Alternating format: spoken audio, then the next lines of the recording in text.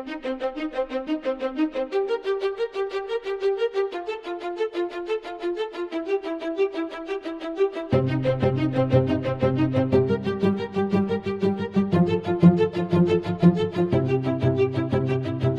everybody, it's Friday, and this is How to Restart a Church, a spin-off podcast where I, Pastor Trey Comstock, my friend and colleague, Pastor Emily Larson, and we are joined by a special guest, our friend from the Scripture Show, from the Goodness of God, Pastor Scott Catchop.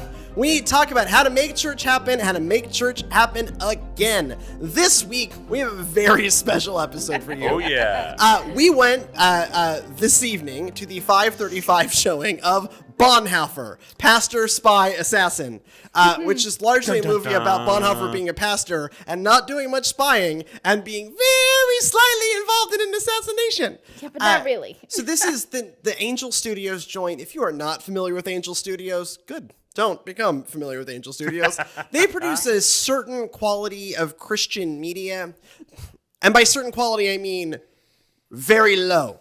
These are the people who are going to bring you Homestead, a movie about being violent preppers in a Christian alternative world of the video game Fallout. So, you know, that's their normal milieu. And so they do which this. will end up having its niche. Right. Yeah. Yes. And it may have more gunplay than this movie does. He carries a gun on the poster. On the promotional poster, he's carrying a gun.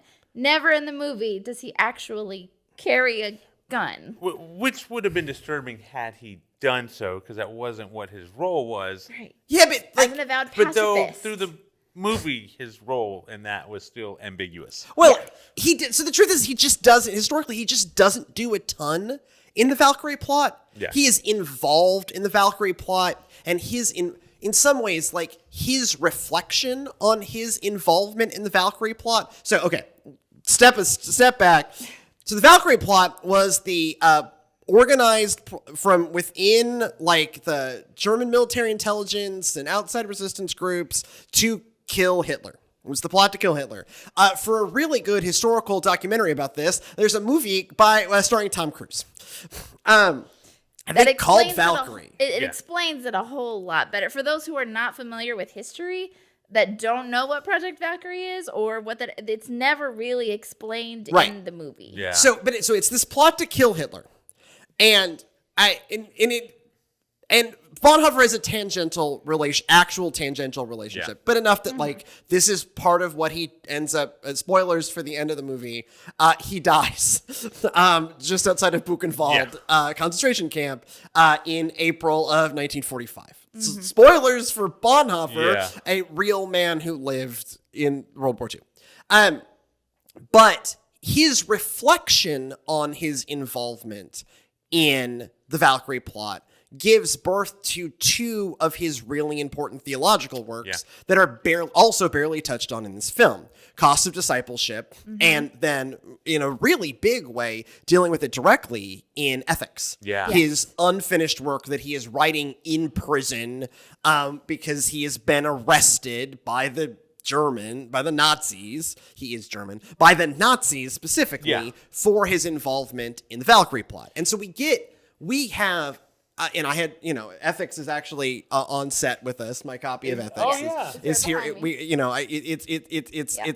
on the shelf that Emily's. None of our cameras have it. None of our cameras have it. Anyways, It's right here. We promise. Ethics is with us on set. Yes. My copy of Ethics is never far from me. But you get to read like Bonhoeffer's moral wrestling with the concept of killing Hitler. This movie also does not deal in that. It is just, I am a pacifist. I am no longer a pacifist. Here are my dirty hands. Right. All I have left are dirty hands. Yes. You're going to get your hands dirty. They're all I have left. Right. And interesting enough, because they actually spent a lot of time of showing Bonhoeffer writing in prison. Yes. And then when they mention the books, they conspicuously don't mention Ethics. They don't bring up Ethics the one at that all. he was working on that supposedly, I assume, is the one that they showed and him passing it off. And I have to say, I did enjoy the movie, but there are a lot of quips. Yeah, A lot of quips and a lot of long speech talking, soliloquies. Yeah, so two things. I think some of the writers, or I guess there's one writer who is also the director, who also brought you the movie Elf. Sully. Which should have been a key off right at the front when the person who makes the movie intros his own movie and leads off with, "Hey, I made Elf. Hey, I made Elf, so and this I got can't to be make Bonhoeffer." bad. Tom Karan... Whatever. Komanicki. I'm bad with names. I'm writing this off my phone. So Bonhoeffer's really quippy. Like, he wanted to write a Marvel film.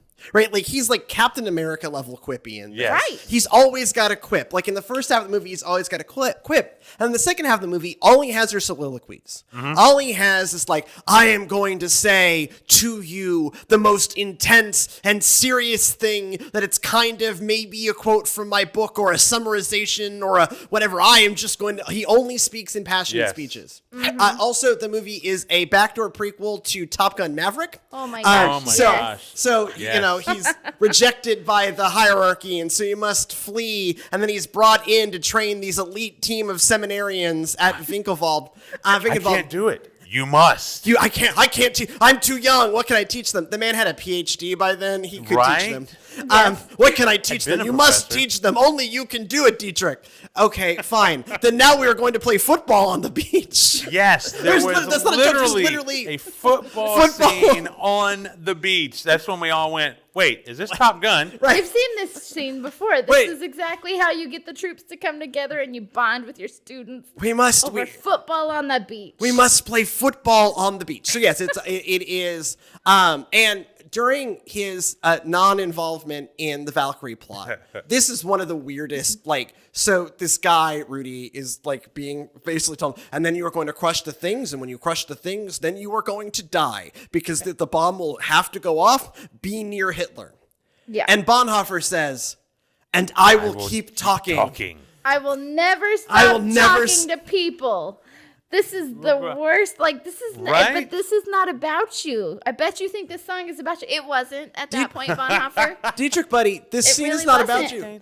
Like, this is about Rudy. This is about Rudy who's going to die to try to kill Hitler. And you're never going to stop talking. Clearly not, Dietrich. Good job, man. They missed the movie that should have been referenced there. It literally should have been everybody going, "Rudy, Rudy, Rudy, yes. Rudy." But instead, it wasn't even as great as, "And you have my axe." It's, "Oh, and you have my pen. I'll keep writing and I'll keep talking about you." Can you pray for us, Pastor Dietrich? Yes. Yes, I can. Very sanctimoniously, yes. So I think that's the right word.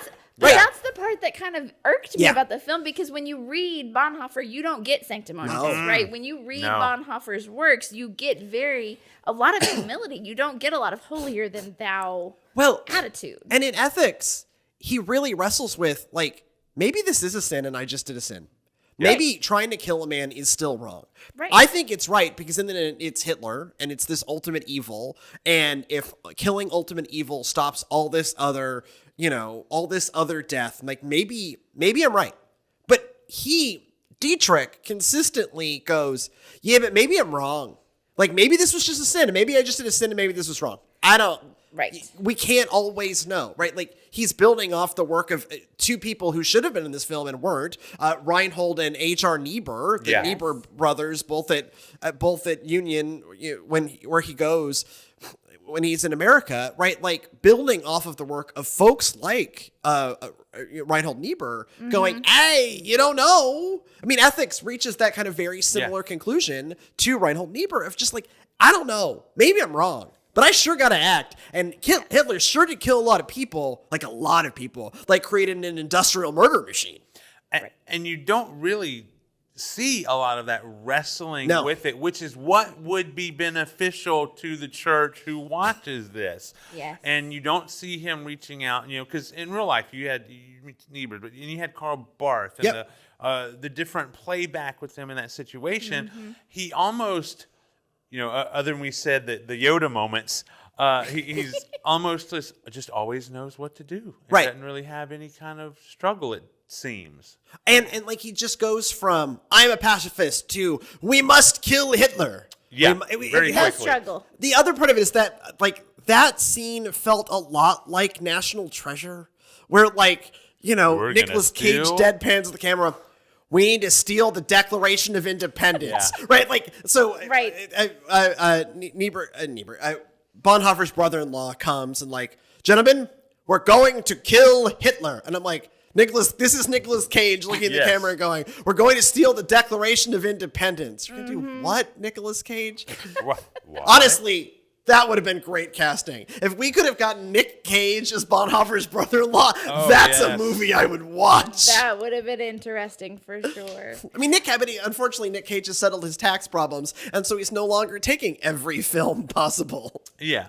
Now, don't get us wrong. There's some good parts. They are. really start off with the building the humanity Yeah. of the family Yes. at the very beginning, Yes. and draw you in with the relationship between Dietrich and the oldest brother Walter, and a great moment right there at the beginning when Walter's going off to spoilers if you don't know the history, going off to World War One. Yeah. World War One, Go in the front. and it gives this hugging moment, and I'm like, man, they're trying to hit me in the feels. They're trying It was to make also me cry. some of the right best off acting in the film. right Yes. off the bat, which unfortunately set the bar high, and Yes. they didn't reach that again, and Never cleared it It again. was like, hey, look, he loves his brother, and okay, I wonder what's going to happen to him. Nope, you don't have to Immediately wonder. dead. They went straight to dead. Dead. Yep. The shout outs to the actor who played Bonhoeffer did really well with not much to work with. Yes. Like That is true. His the acting was fault of the decent. fault of the Yeah. script that like he played quippy really well. Mm-hmm. His ability to immediately download jazz music as if he's Neo was a little much. But like yes, like, instantly I being know called Kung Fu. up there to play jazz piano with Satchmo himself, and Right? instantly, I know piano. And he's Show like, me. shit. And he's like, it's this uptight German man, normally played as an incredibly uptight German man. And within minutes of experiencing jazz, he's up there just jamming on the piano. Like, it's amazing. Shout outs to Dietrich Bonhoeffer. I didn't know he could jam like that. Holy cow. When I love the scene directly after that is him taking it back to Germany, like he Oh, has single-handedly brought jazz to Germany, and he's playing for his family, and his family's just like, nice, interesting, Slow That was clap. Good job. interesting. So glad glad- you're home, brother. Right? So like, glad you're home. Dietrich, Germany was 'cause, so boring We without don't you. listen to music like that. So, okay. There is a lot to mock in this film. I do want to be clear. It is earnest. Oh yeah. yes. And They're not mocking him. they're not mocking him. And I appreciate, I want to be appreciative of an earnest effort. Yes. This director, this team, these actors, the actor playing Bonhoeffer clearly have affection for the man. Yes. Yeah. They just turn it to like very saccharine and very like overly earnest to the degree of being inhuman, like being just like unrealistic, right? There's Right. this, and the other thing the movie does too much is reference the arrest of Jesus, right? Yes. Like, and then there's also like, so like we're constantly like quoting like scriptural in jokes that definitely didn't happen of like, where's the pastor? Here I am. Don't hurt the others. You're here for me. Yeah, no, I too have read the Good Friday story, Monday, Thursday story. I know. Yes, and then he's going to go to prison. I know. And then there's like a Paul and Silas.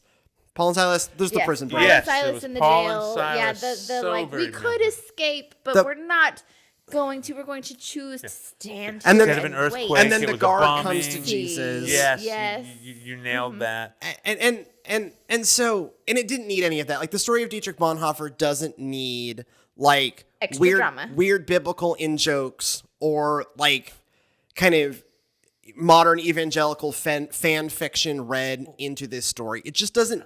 It doesn't need any of that. His story speaks for itself. Right. His story is good enough on its own.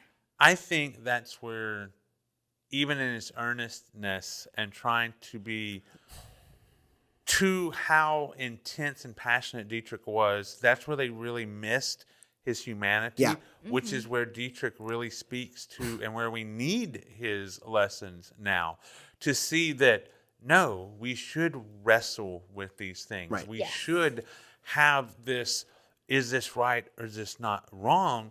And, even in his coming to an understanding of being called to the cross, there was no wrestling. It was just like, yes, called to the cross. I've immediately been introduced to the concept we need to kill Hitler, and I've immediately gone, yes, we need to kill Hitler. Right. But Dietrich, you're a pacifist. But no, I've already written ethics, most of ethics in my head, clearly, and I will just explain to you the conclusion I will reach in prison after I get arrested for doing this. And that part's a disservice because as a Christian trying to walk this out, trying to figure out our world and the ethics of what's going on and these situations that we face, I need to see that it isn't that clean cut. It doesn't just come right there, because these things don't just come to me in an answer, and I'm at a loss when I look at that as an example and go, well, then, Lord, why don't I have that same conviction immediately? Well, I actually think this is where the first half of the film does a lot better job than the second half of the film. Because the first half of the film shows him wrestling with what does it mean to speak out against Hitler? Yes. And like all these other pastors are like, yo, Dietrich, you know, Niemöller, who eventually has a change of heart and goes on to being one of the heroes in the story, historically as well. Like Niemöller is like, dude, you can't do that. This is Hitler, man. Like, these guys are serious. Like, you can't do this. You can't just say what you and want from the pulpit anymore. You show him, like, he's written this, like, what for the time was fairly radical, but clearly correct sermon. And, like, there's this line of all these, like, clergy officials looking real clergy official going, I don't know about this. And, they're, Nazi guys, and he, like, and like his like he goes to his dad, and there's this really, like, actually sweet and earnest scene where you see, like, kind of awkward, late 20s Dietrich Bonhoeffer going to his dad and going, Dad, can I be brave? And, like, I'm mocking it. I don't actually mean to mock this scene at all. It was actually played as pretty realistic as an adult man, right? But a young adult man going to a father who he loves and respects for advice, and you kind of fall into that awkward kind of teenager vibe. I had the, my dad listens to the show, whatever. I had this moment like this with my father, like 2 weeks ago, and I'm a 39-year-old man where, like, my dad was offering me earnest advice, and so I've lived that moment very recently, and like it's very sweet, and you see this, like, young theologian wrestling with what it means to tell the truth. And I think this is where the film is really at its best, is in that first half, watching him go on this journey. And like, it's like they have him flip that switch too soon, and then he knows exactly what he's doing from there on out. And it like that, it was really great because he was superhuman. He was not Captain Jesus Germany, right? Like, he was not a superhero in the first half of the film. And I'm like, oh, like we were joking about, like, stuff in our own lives in ministry of, like, oh, I can really connect with this guy. I was, like, really connecting with early film Dietrich Bonhoeffer, as it's like, oh, like, this is, like, tough, and, like, you see, like, the structures arrayed against him, and they're, like, fleshed out characters, and then immediately in the second half of the film, everyone's a cardboard Nazi, Niemöller's redeemed, and now Dietrich Bonhoeffer always knows exactly what to do and exactly what to say, and there's no more ambiguity in his soul. Literally, I think he says at some point, like, there's no more ambiguity in my soul. Right. Like, here are these dirty hands. Well, and then he gets, like, a martyr complex with it at the end, which is all very stylized as well. But I think that you're right. That is, when you're reading Bonhoeffer's works, that is the part that appeals to you, is the part that is human. Right. Yeah. It is the part that struggles. It is the part that has wrestled with these questions and then come to these conclusions and then written this great theology that we quote on this show and all of our other shows all the time. Well, and I think that's where, like, we've similarly flattened Jesus. Like we talked about this not that long ago on The Goodness of God, where like I love the scenes of Jesus' temptation or Jesus and the Syrophoenician woman, because it reminds us of the like humanity or you know, Jesus in the Garden of Gethsemane. I come back to this all the time, where I love part of how I can connect, part of the humanity of Christ, the like not to get incarnational on y'all, but like part of the like theology of an incarnation. But it's the right season. Right, yeah, it's Advent, y'all, so happy Advent. It's the incarnation, right? Part of that is that like we can see ourselves mapped onto God. And what Bonhoeffer, as a in some ways way more effective theological communicator than his mentor Karl Barth, is he's superhuman. Yes. Not like a superhero. He is incredibly human. Yes. Of like, hey, what, you know, life together is this great of like, yeah, I'm running this seminary, but it's like the inmates running the asylum, and this is how we like manage life, and like we, you know, like Bonhoeffer's theology on forgiveness in Life Together is profound, because it's like, yeah, we all are going to screw up, and so the way that we often experience the forgiveness of God is when one of our brothers or sisters tells us, "I forgive you." Yes. Oh wow, Dietrich, and the thing I find so inescapable about Bonhoeffer as a theologian, as a God talker, is like you watch him wrestle with it, and then he did it. Yes. He really did. Right? He did it. He did the thing. Like, he explains to you that it's really hard. And he's like, yeah, this is really hard. But this is what it is. And then he goes and does it and dies for it. And dies for Yeah. it. This is the thing. He really does put his money where his mouth is. Like, he lives it. And it seems, and we talked about this before we got started, riding back over here. It's almost like they read the one book, right? Cost of Discipleship. Discipleship. Yes. And then out of that, they took that one little excerpt about, you know, costly grace. Yeah, it's all costly grace, which is the like focal point of that book. Yeah. Yes. And just hitting on the fact that, you know, to not act is to act, to not speak is to speak, to not decide is to decide. You know, right. Evil, if you, it is which is evil just, for by you the way, not Bonhoeffer is just importing in existentialism, like it's Christian existentialism, it is. Yes. right? It's the concept of the choiceless choice, and so that became like the main theme. Yeah, and it's a worthy theme. It is a true to I don't think Bonhoeffer became a nonstop speech machine, and I don't think Bonhoeffer had a death wish. No. Like, they present him with, like, he has two different opportunities to escape, and he turns them both down. I decided to do this 12 years ago, and I'm just like, I love this man. I've given a lot of my life to, like, embedding this man in my head. Just shut up, Dietrich. Shut up. And stop talking. And I get it, time-wise in the movie, but they really made it look like he wasn't in prison that long. Right. Right. It was in prison for years. You know, and before he got to Buchenwald. So it's like 12 years. You almost, no, because you were wrestling with this per your own writing throughout that time. Well, and wrestling with he made the decision and he did it, and then he wrestled with it afterwards. And then he wrestled with it afterwards. Of like, this book on ethics, this book on Christian ethics by a man in prison for attempting to kill a man. Now, that man was Hitler, and one of the key points of ethics is like, yeah, but he was Hitler. Like, I know. It says don't kill. It says don't lie. But, like, this is Hitler we're talking about. Right. And I think, Dietrich Bonhoeffer, think that changes something. But maybe it doesn't. Mm-hmm. Yeah. Yeah, and they put a reference in the movie about that, someone questions him, like, you think that's okay that you did this thing because you're a pastor? And he pulls up if someone's driving a car and is running over children, isn't it all of our responsibility to stop them? And yeah. But that is again saccharine, quippy Bonhoeffer, right? Yes. Like, this is just it.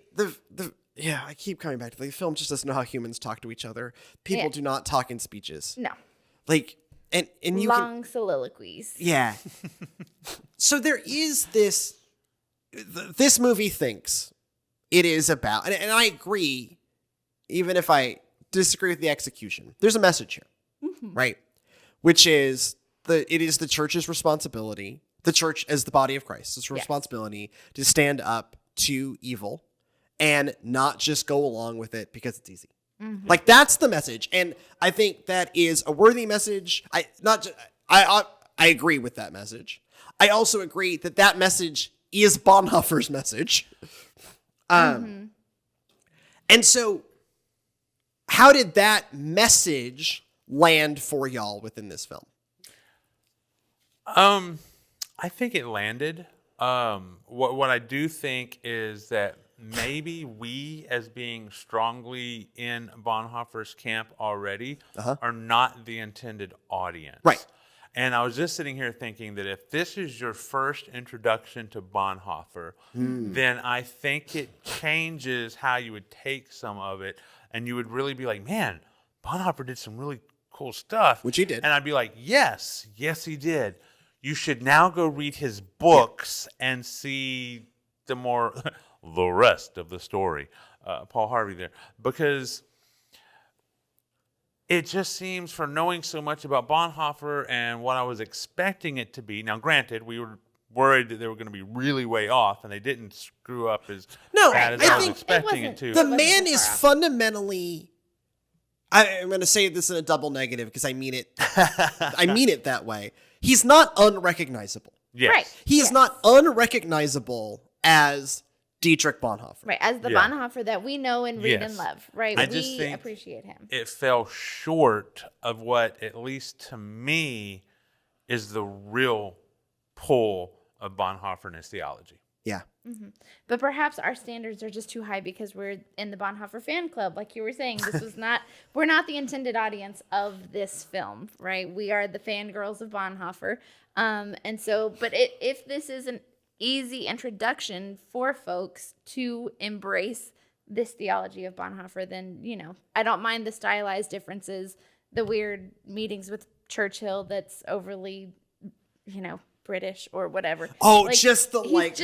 Oh, jolly good! Oh my gosh, mother, what are we doing? It's the most chip cheerio. Chip cheerio. He is genuinely the most sober Churchill. That was also the most sober Churchill in history. When if you picture what is an over stereotyped British man, that is what they did. Now, Churchill. They should have. So there's a way funnier way to portray Churchill. So Churchill used to take a lot of meetings from the bathtub. Yes. Like, that man loved smoking and drinking in the bath. He loved just wandering around in his nightgown long into the day. Churchill is a profoundly weird human being, and you didn't need to be just British fat. It took me a minute to realize it was Winston Churchill. Yes. It's like who is this guy? Why do we care? Oh, that's supposed to be Winnie. Okay. Yes, Winnie. They had to overdo the cigar to try to sell it, but yeah.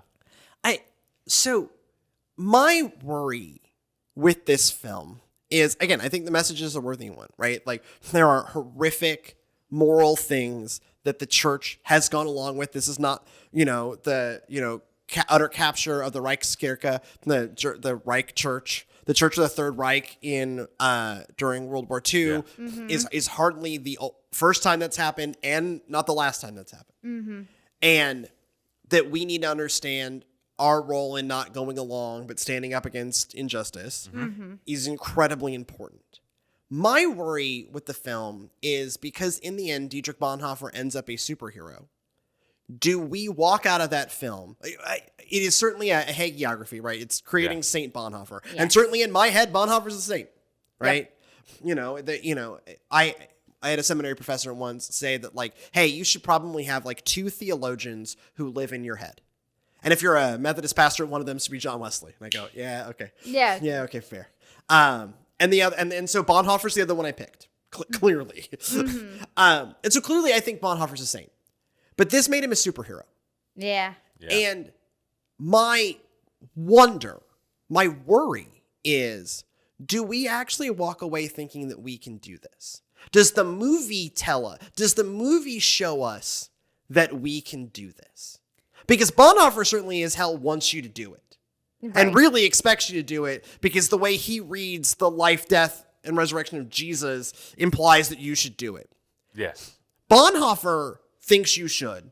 and lays out in his books how you can and how he did. Right. But does this movie show you something? It ends with like, and you should do this too. Stop genocide, or what? It literally says stop genocide. Again. Never Never again. again. Worthy Points message. out. Right. If any biopic was going to end with never again, Bonhoeffer died on behalf of the Jews in the Holocaust. Okay, so yes, sure. Yeah. That landed fine with me. But my worry is, and clearly I don't think so, I'm not sure I walk away thinking I can do this. Yeah. Yeah, because he is such a superhero. Or does it make it so, not easy, but just Straightforward. straightforward. So straightforward. It's make this choice, and then it's going to become so easy for you that you also will become a superhero for Jesus, and be stoked about dying. Right, you'll have no trouble being a martyr for Christ. Which right? becomes disheartening when you face reality, and that's not what your thought process is, and that's not how it lines up for you. And it wasn't Jesus' thought process either. No. It wasn't Garden Jesus' of Gethsemane. Garden of You've already Gethsemane. hinted at it. Biggest time of him, if there's any other way. But And Bonhoeffer Bonhoeffer becomes my least favorite movie Jesus, right? Where it's just he becomes this like blithe, no, I just have to die. No, like I mean, they paint it so much that way that at the very end, when spoilers, he's hung. I'm expecting him to stick his own head into the noose. Just grab the noose and put it on Yeah. and do it himself because, Because it's just played it up that way. because he's super Bonhoeffer, Right. and that's yes, we need heroes, and or we need aspirational figures. Maybe we don't need heroes. Right. Fair and enough. Bonhoeffer is a hero of mine, but it is because I can see myself and the things that run through my head in him. Yes. And in the second half of the film, where he's facing the really hard stuff, he is worse than Frodo, right? He's worse than movie Frodo, of like, no, Sam, I just have to do this. I'm coming with you, Mr. And we literally have the Sam and Frodo of Bonhoeffer and Bethgay of I'm coming with you. Don't do this alone, Frodo. I'll go. I'll help you kill Hitler. I'll help you kill Hitler. We're going to kill Hitler. We're going to steal the Declaration of Independence. Of course you are, and I'm going with you. And my axe. Yeah. And so that, that movie desperately wants to empower you to be the moral voice in an immoral world. Yes. As Dietrich definitely was and should be remembered as. Yes. Right? But I don't know that that's actually what the film tells you. Well, Shows you, rather. And then, as they give what is kind of their call, pointing out 2023, worst anti-Semitism since then, and blah, blah, blah. And then they give you an easy out by... Buy someone else a ticket to this film. Oh, Yeah, my gosh, they throw yes. a QR code up there and going, pay it forward. For those who can't see this movie any other way, scan right here and, Well, it's a real, mission work is just buying a whole bunch of Bibles. Right, approach. exactly. It's got that real, Angel Studios did not invent this. No. But I was drawn back to something we've talked about before on the show, of that terrible Christian music festival that we went to at Texas Motor Speedway back in what had to have been 2018. Yeah. And it was supposed to be this once in a generation movement of evangelism. And it ended up feeling like a way to hand you their specific branded Bible, so then you could buy a whole bunch of them and give them your contact information. And then that's what was going to transform a generation. And guess what? It didn't happen. Yeah. Christianity remains on decline in the United States despite this once in a generation movement. And so it was it is such a heady, heavy movie about a man who died to try and stop Jews from being killed by Hitler. Yes. And how can you pay it forward? Have someone else see this movie. Yeah. Buy this ticket at this QR code. And if you buy enough tickets at that QR code, you get an extra deleted scene from the movie. They didn't even try and sell me a World Vision kid. Right? I really was expecting the, like, and now here is this super specific anti-genocide, or like, here is a help Rwanda recover, or like, you know, something. People are dying from discrimination all over the world. Like I was expecting, like, because we had like never again. And I'm like, okay, cool. Don't necessarily like love this ending. The Saint Bonhoeffer, the sun behind his head. It's all a little weird. But like, okay, cool. Yeah. Never again. Absolutely never again. Buy someone a ticket to this film. I'm like, you had us. We were right there. And it was like, and then no real call to action. Yeah. And then it kind of flopped. Which is crazy because they had some good tweetable things. One of my favorites was we need more Christ without religion. Right. Yeah. And I agree with that. Well, and that's his whole and like that's the whole point of what he's going on, is that it's not just sitting around in the pews on our blessed assurance doing whatever. It's getting out there and being the church. Yes. Putting action. The Book of James, and but out there in the world, that like it is like it is not enough to support this religion. Religion, it was never the point. Religion is just a tool to organize the body of Christ. What matters is the relationship. He never says the words cost of discipleship. That's That was a missed opportunity. There was a way easier. That was a missed opportunity for sure. A way better cheesy line when he's given the opportunity, the second opportunity to escape that he doesn't take from the guard that clearly eventually comes to Jesus, and he's like, "Hey, I can sneak you out of here. They're gonna kill you. You know what's gonna happen at dawn, right?" He's like, "Yeah, I do. I can get you out of here. Here's a whole plan. I've got a spare uniform. We're gonna walk together. We're gonna go to town. You get through the railroad." And he's like, what he should have done is look like, no, this is the cost of discipleship. And he doesn't say it. Right? So many missed He doesn't say it. Say the thing. Say the thing. You have a line. Right. Or he never says the words costly grace. Which is like huge out of his theology of what he talks about. You know, the both sides of it, talking about what is a grace that doesn't cost, and then saying no, grace costs. A cheap grace. Cheap grace. Cheap grace versus costly grace is one of his most famous quotes out of his stuff. And nope.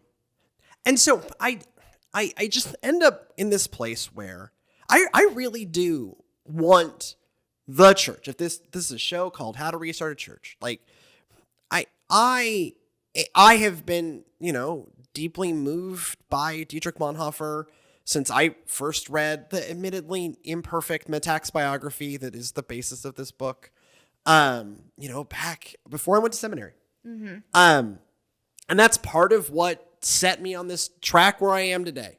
And again, Metax has become like a weird guy, and he's tied to this film, and that's all weird. And I don't care about that.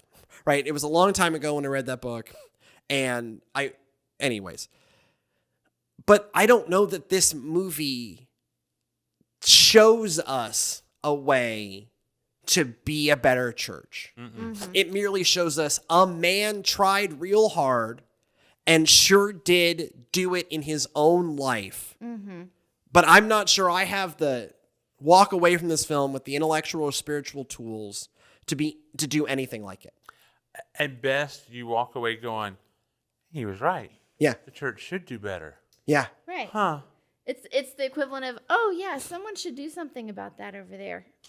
Somebody else. Or I'm sure glad he did. That's amazing. Yeah. But I don't know.